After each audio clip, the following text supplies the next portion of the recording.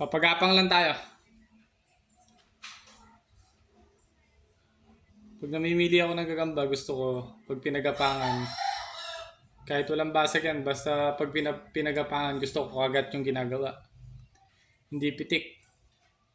Magkaiba kasi yun, ano, mas gusto ko yung kinakagat mismo yung, ano, yung pagagapangan nyo. So, yan.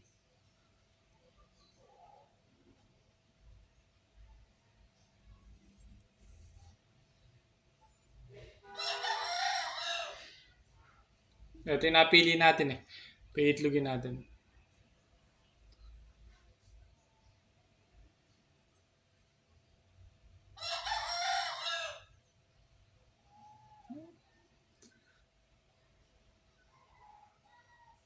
Isa pa, isa pa.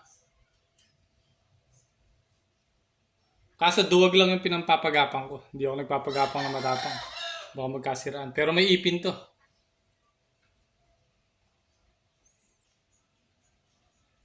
Para pag kinagat niya, maranasan niya rin kagatin. Ayun o. Aray, yung masakit. So last. So araw-araw yan, ano? Maga, sa kahapon. Ganun lang ako magpagapang.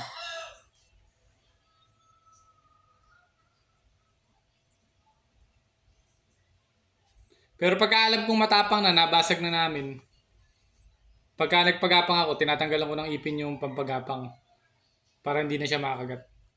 So yun na. Ganyan tayo magpagapang, ano?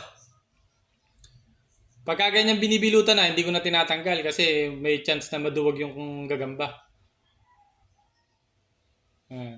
So pagka nasa putan na, saka ko palang tinatanggal. So yun, hanggang dito na lang tayo.